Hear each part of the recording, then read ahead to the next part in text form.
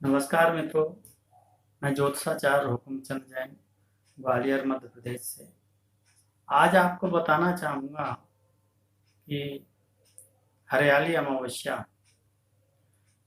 अमावस्या इस बार क्यों महत्वपूर्ण है और हरियाली अमावस्या पर आपको क्या करना चाहिए और कैसे करना चाहिए। क्यों इस बार इतनी महत्वपूर्ण हरियाली अमावस्या है।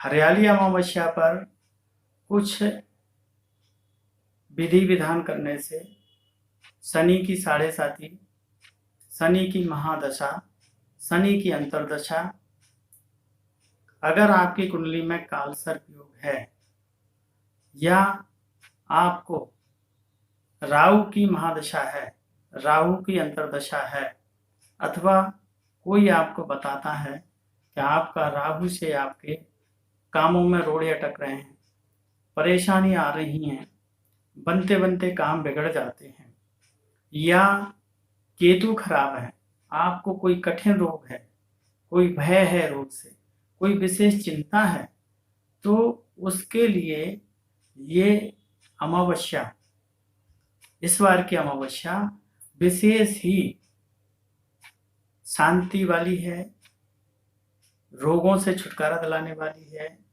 किसी के पूर्वजों के शाप से आपको मुक्त कराने वाली है।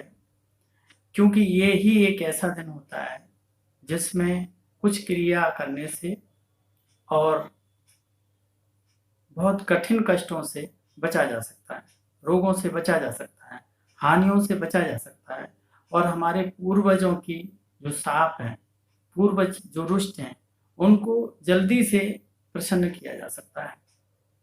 बहुत कम लोग ये जानते होंगे मित्रों कि हरियाली अमावस्या को केवल वह हरियाली से जोड़ करके चलते हैं।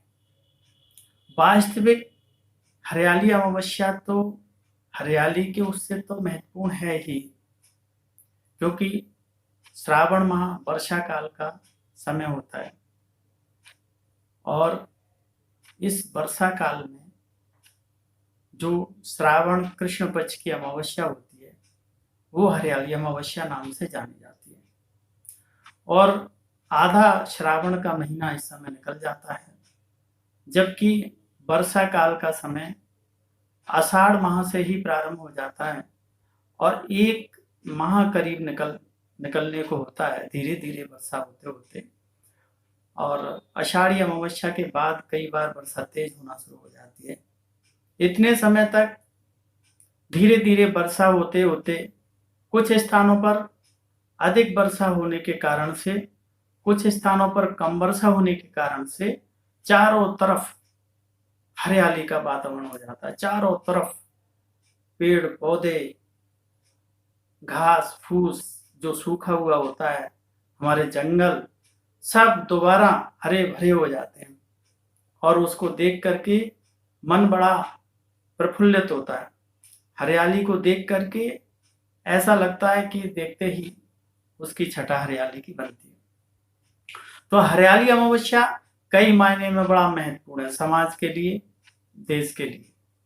हरियाली अमावस्या इस बार विशेष संयोगों के साथ पड़ रही है, जैसा कि मैंने आपको बताया था। विशेष संयोग इस बार श्रावण का महीना, इस दिन अमावस्या के दिन सर्वार्थ सिद्धि योग है।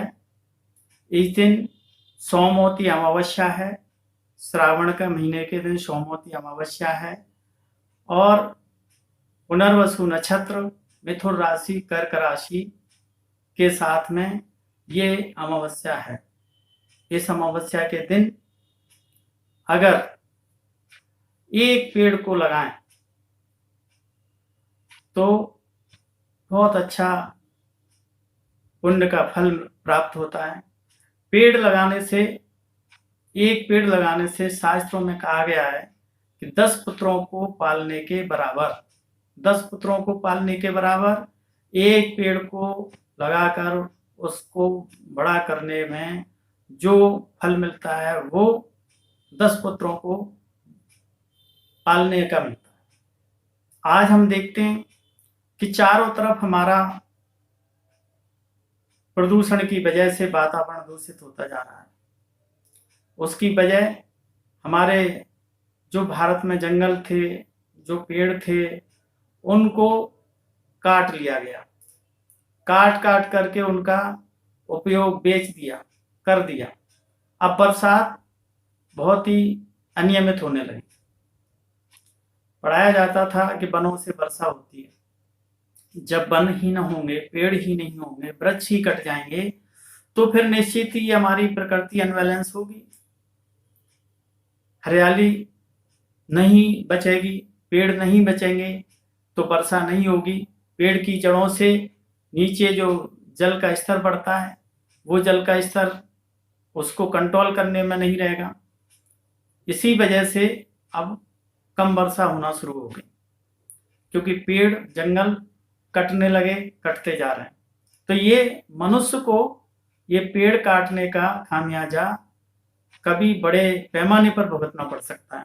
इसलिए अब कुछ सालों से हरियाली अमावस्या के समय जब चारों तरफ गीली मिट्टी होती है, वातावरण हरा भरा होता है और वर्षा का आगे भी निरंतर वर्षा काल चलता रहता है, बरसात होती रहती है, तो जो गीली मिट्टी होने की वजह से हम जो पेड़ लगाते हैं वो अच्छी तरह से वर्षा काल के 2-3 महीने के समय में जड़ों को पकड़ लेता है, मिट्टी को पकड़ लेता है, जमीन में अच्छी तरह से वो अपना जमाव कर लेता है और इस समय का लगाया हुआ पेड़ फिर आगे अपने आप बड़ा हो जाता है और वो पल जाता है। इसलिए हरियाली अमावस्या के दिन मैं आपसे निवेदन करूंगा कि आप मेरे चैनल को सब्सक्राइब करें या न करें, लेकिन हरियाली वाली अमावस्या के दिन या इस वर्षा काल में ये संकल्प जरूर लें कि हम ये पेड़ लगाएंगे।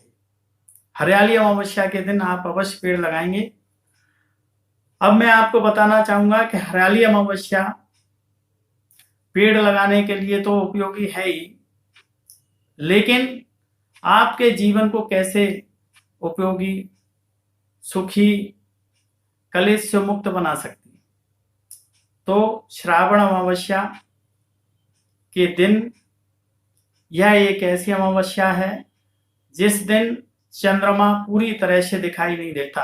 अमावस्या की रात अंधेरा रहता है, घोर अंधेरा रहता है, वर्षा काल का समय रहता है, चारों तरफ बहुत सन्नाटा छाया रहता है।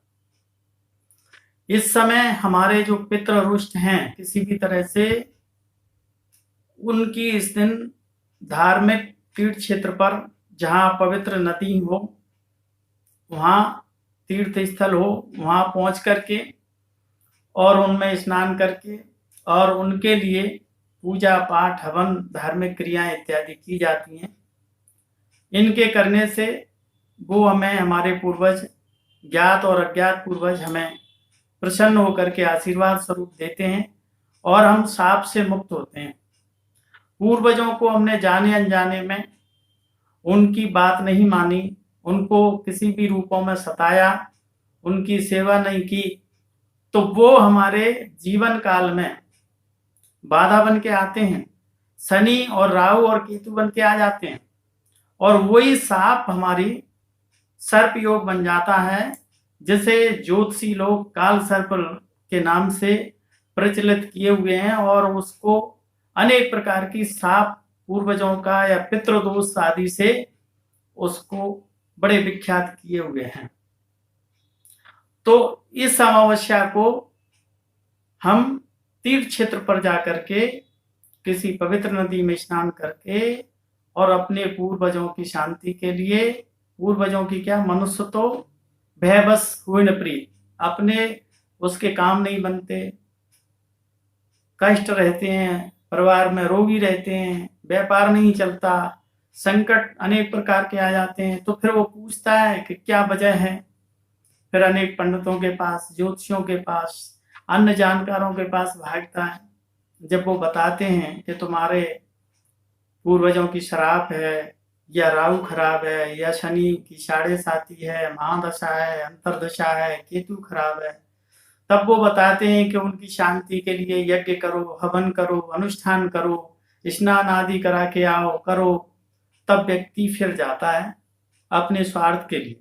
लेकिन अगर किसी को इस प्रकार के जीवन में कठिनाई है कि काम नहीं बनते, परिवार के लोग संकट में हैं, रोगों से छुटकारा नहीं मिलता, व्यापार नहीं चलता, ऐसे लोगों को ऐसे समय पर, और जिनके चलते हैं उन लोगों को भी, क्योंकि सुख में सुमरन सब करें, दुख में करे न कोई, जो सुख में सुमरन करे तो दुख काय को हो। अध्यात्म, मंत्र का जाप, गुरु की सेवा, ज्ञानियों का सम्मान, ये हमें स्वार्थ के बिना करते ही रहना चाहिए। पुण्य जब ही बनेगा जब हम बिना स्वार्थ के इनको निरंतर हर समय थोड़ा थोड़ा करते रहे। ऐसा नहीं कि हमारे पास दुख आ गया तो दुख में प्रभु का स्मरण करने लगें, दुख में हम गुरु के पास पहुंचें, दुख में हम अपने देवी देवताओं का स्मरण करने लगें, भगवान का स्मरण करने लगें। ऐसा नहीं, हमें वैसे तो प्रत्येक गृहस्थ का फर्ज है कि वो प्रतिदिन कुछ समय निकालकर सुख शांति के लिए किसी मंत्र का जाप, नित्य कोई पाठ, हवन और उस गुरु के दिए हुए मंत्र का स्मरण करता रहे, जिससे उसे कभी संकट और दुख नहीं है। फिर भी ये अमावस्या जो 20 जुलाई को श्रावण मास के दिन सोमवार के दिन आ रही है, इस दिन अगर आप इस प्रकार के उपाय करेंगे, तीर्थ क्षेत्र पर जाकर के या गंगा जल स्नान में मिला करके यहीं स्नान करेंगे, और हमारा भारतवर्ष तो अनेक विधाओं को मानने और जानने वाला है, सम्मान करने वाला है। भारत हमारा कृषि प्रधान देश है। हरियाली अमावस्या के दिन ग्रामीण इलाकों के जितने भी कृषक होते हैं वो इसको बहुत अच्छी तरह से जानते हैं, बहुत उनमें उत्साह होता है, उमंग होती है, और वो हरियाली अमावस्या को अपने देवी देवताओं का स्मरण करते हैं और उनसे प्रार्थना करते हैं कि प्रभु भगवान हमारे पूर्वज हमें आशीर्वाद दें कि वर्षा काल में वर्षा अच्छी हो, जिससे हमारी खरीफ और रबी की फसलें दोनों अच्छी हों। क्योंकि वर्षा है तो हमारा किसान है, किसान है तो व्यापार है, व्यापार है तो हम सब हैं, अन्न है तो अन्न से ही सब कुछ है, अन्न है तो सन्न है। तो पैदावार अच्छी है अन्न की, वर्षा अच्छी है तो पैदावार अच्छी है। तो कृषि प्रधान भारत होने से हमारे कृषक ये जानते हैं, तो वो हरियाली अमावस्या का महत्व तो बहुत अच्छी तरह से जानते हैं, बहुत अच्छी तरह से मानते हैं, और इस दिन वो अपने ग्रामीण क्षेत्र के जो भी पीपल के पेड़ होते हैं बड़े, उनकी जड़ को दूध से और दही से सिंचित करते हैं और आशीर्वाद लेते हैं कि कोई भी हमसे भूल चूक हो गई हो उसे क्षमा करें हमारे, क्योंकि वो ये मानते हैं कि पीपल के पेड़ पर अनेक प्रकार के देवी देवता निवास करते हैं और वो जाने अनजाने में हमसे रुष्ट हो गए हों तो प्रसन्न हो जाते हैं। इस वजह से वर्षा अच्छी हो, कृषि का उत्पादन अच्छा हो, चारों तरफ हरियाली हो, और किसान एक हरे पेड़ को काटता नहीं है। वो ये संकल्प लेता है इस दिन कि हम हरे पेड़ को काटेंगे नहीं। अगर उसको लकड़ियों की जरूरत पड़ती है तो वो किसी सूखे पेड़ को की टहनियों को जंगल से लाता है या खेतों से लाता है, तब वो उससे अपना भोजन पकाता है, उसको आवश्यकता होती है तो, और वो ये संकल्प लेता है कि मैं इस दिन पेड़ों को नहीं काटूंगा। पेड़ हमारे रक्षक हैं, पेड़ हमारे वर्षा कराने वाले हैं, पेड़ वर्षा अच्छी होने से अन्न अच्छा होगा, इसलिए हमारे अन्नदाता भी हैं पेड़, और हरियाली और वातावरण को ये शुद्ध रखते हैं, इसलिए हमें बीमारियों से भी बचाए रहते हैं। तो वह पेड़ भी इस दिन लगाता है और ये संकल्प लेता है कि हम किसी हरे पेड़ को कभी नहीं काटेंगे, क्योंकि पेड़ों में भी मनुष्य की तरह से जीवन है। मनुष्य 5 इंद्रिय है तो पेड़ भी कुछ एक इंद्रिय है, तो इसलिए पेड़ों को, हरे पेड़ों को कभी काटना नहीं चाहिए। और अमावस्या के दिन एक पेड़ लगाने का संकल्प लेना चाहिए, और हमें शनि की, राहु की, कालसर्प की, शनि की महादशा, 7.5 ईसा, अंतर्दशा से बचने के लिए, जैसा कि मैंने आपको बताया कि सोमवती अमावस्या इस बार सर्वार्थ सिद्धि योग में सोमवार को श्रावण मास में विशेष संयोग में पड़ रही है।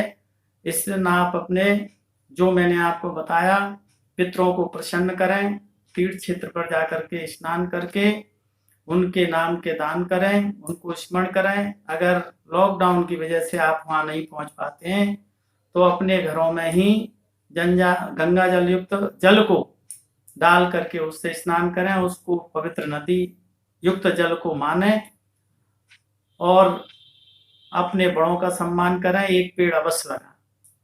तो आज के एपिसोड में मित्रों, आप मेरे चैनल को सब्सक्राइब करें न करें, लेकिन आप अपने जीवन में ये संकल्प लें कि हरियाली अमावस्या के दिन या अपने जन्मदिन के तिथि के दिन, बार के दिन कभी भी वर्षा काल में एक पेड़ मैं अवश्य लगाऊंगा और वो जब तक बड़ा हो जाएगा जब तक उसकी देखभाल करूंगा, जिससे आपके शनि की 7.5 महादशा, अंतर्दशा, काल सर्पयोग मैं कहता हूं कि सब शांत होगा।